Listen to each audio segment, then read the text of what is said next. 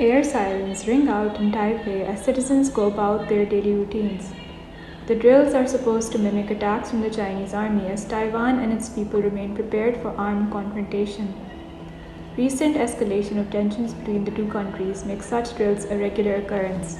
In this report, the People's Republic of China or the PRC refers to mainland China, while the Republic of China or the ROC refers to Taiwan.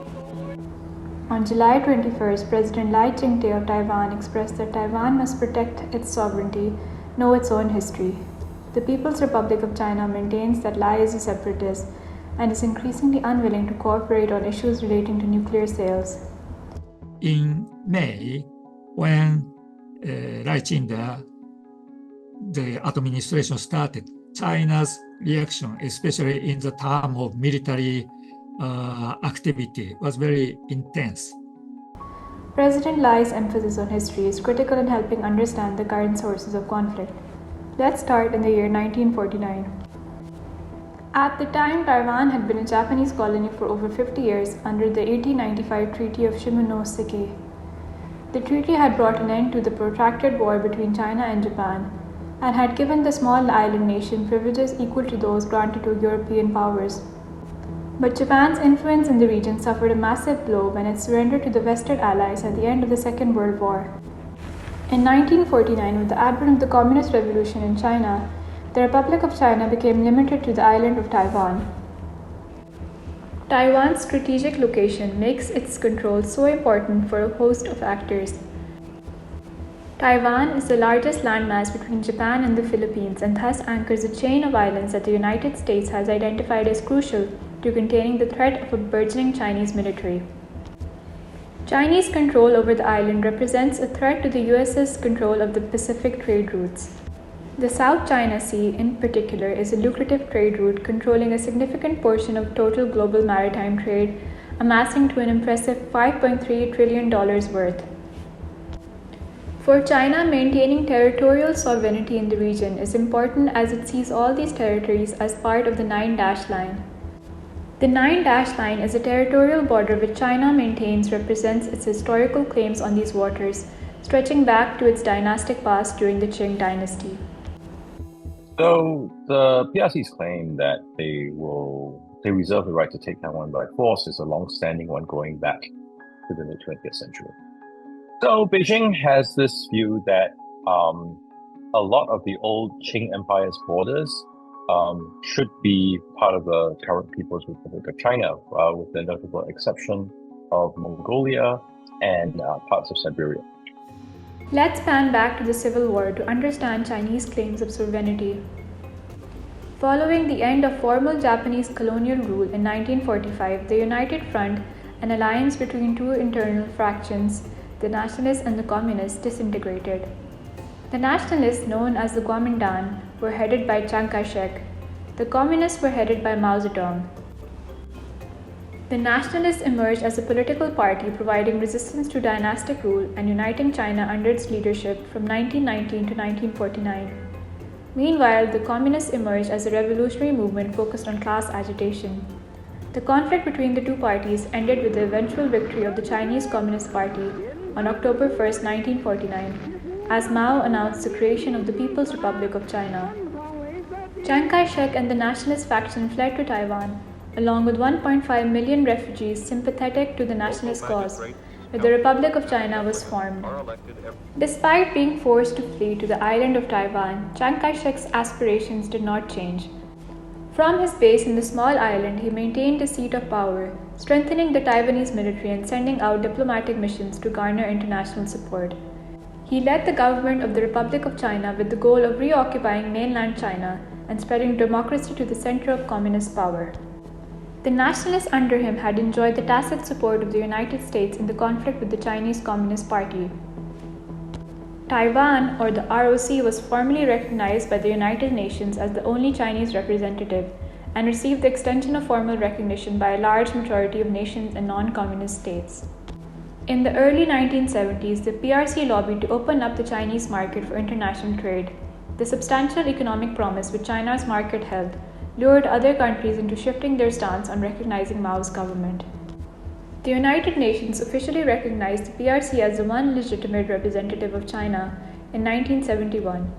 Chiang Kai-shek's dream of conquering the Chinese mainland seemed farther and farther from reach. He died in 1975, following the death of Mao Zedong in 1976, ending the dispute between the late leaders of the warring parties.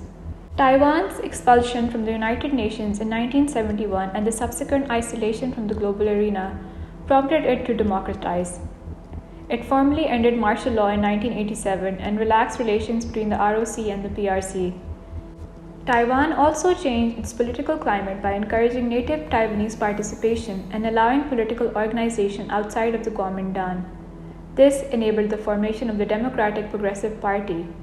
The PRC and the ROC have also crossed swords over another issue of geopolitical importance: control of the Taiwan Straits. The straits are seen to be geographically and strategically significant given their proximity to both China and Taiwan. They represent an important base from which either camp can launch an attack to assert sovereignty over United China. Taiwan and China have launched into full-blown armed conflict on two separate occasions, 1954 to 1955 and 1958, with the threat of nuclear escalation in the second bout by Eisenhower. The United States has acted to protect its ideological and strategic interests in the islands, especially during the Korean War and the larger Cold War. For the US, Taiwan acts as a base of influence in the Pacific and a buffer between China and other East Asian nations sympathetic to the US. This anxiety was particularly heightened at the peak of the Cold War, when the threat of a communist invasion loomed over the US. So, what of the current political climate in Taiwan?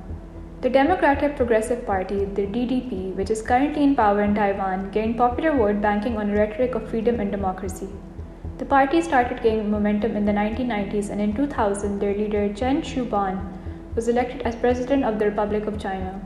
In the following year, the party was able to replace the Kuomintang as the largest party in the legislature for the first time since the formation of the ROC. But how has China responded to these developments? China regards DPP as a party of separatism or party of Taiwan independence. In 2014, current Chinese President Xi Jinping suggested a solution known as the One China, Two States policy. This was accepted by Hong Kong but rejected by Taiwan. The Taiwanese people protested the solution and any other bill seen as giving in to the pressure exerted by China. How has the contemporary situation evolved? The Taiwan's presidential election held in January produced new president Lai Ching-te, as you know, and then it means that the ruling party, Democratic Progress Party, has been taking power in Taiwan another 4 years. So altogether, it will become 12 years period of office in Taiwan. Tensions between the two countries are rising after the speech of the newly inaugurated President Lai Ching-te, who says he wants to protect Taiwan from any threat.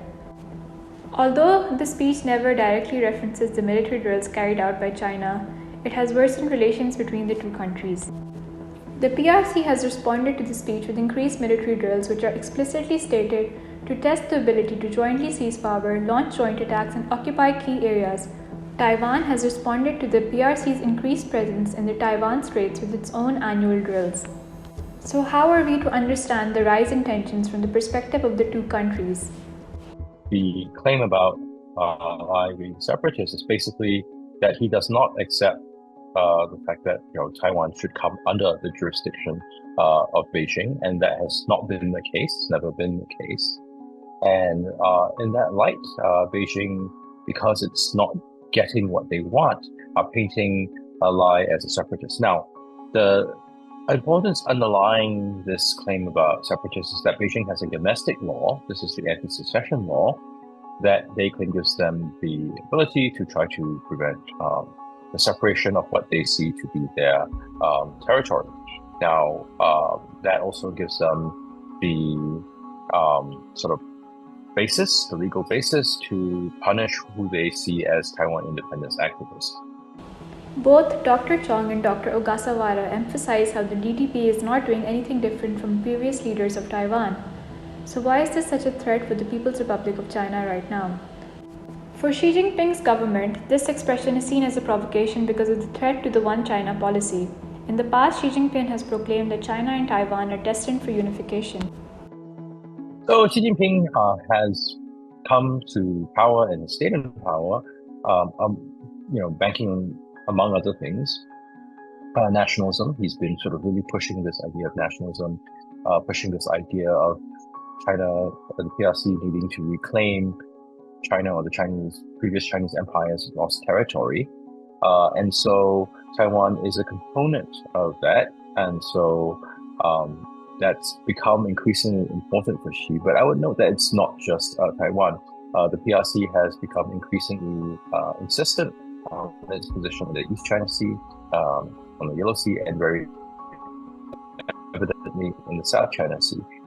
This is consistent with recent examples of China's expansion into the South China Sea. The UN refers to areas of the sea where states have exclusive rights to mine resources as exclusive economic zones. This recent expansion places China far outside its zone boundaries and into Taiwan's. China has been increasing pressure in the Taiwan Straits region with acts of aggression which fall short of full-blown war. The PLA enthusiastically stated it will be prompt to react to any perceived threats after a Canadian warship passed through the straits this week. China claims sovereignty over Taiwan and an 80-kilometer-wide waterway including the straits. This week, representatives of at least 6 different countries have spoken of the pressure China places on them to drop out of the IPAC summit held in Taipei. The summit is aimed at countering threats from China and shifting domestic China policies in members' respective countries. At the conference, President Lai spoke of China's outward expansion of authoritarianism through its military intimidation of neighboring countries. Dr. Chong thinks the likelihood of armed confrontation is unlikely, even as Taiwan amps up its military capacity. So I think there's a persistent level of tension. I don't see any change from the current situation. There may be some efforts to put a little bit more pressure. We would just have to live with this rather uncomfortable level of tension. But there may be limited risks of escalation at this time. What is the response of the people in Taiwan to these escalating tensions? What China is talking about, the independence of Taiwan, will not happen because among the Taiwanese voters, the independence, to support independence, has never reached overall majority. There is a certain number of people who would like to see Taiwan's independence, but according to the opinion poll, the figure is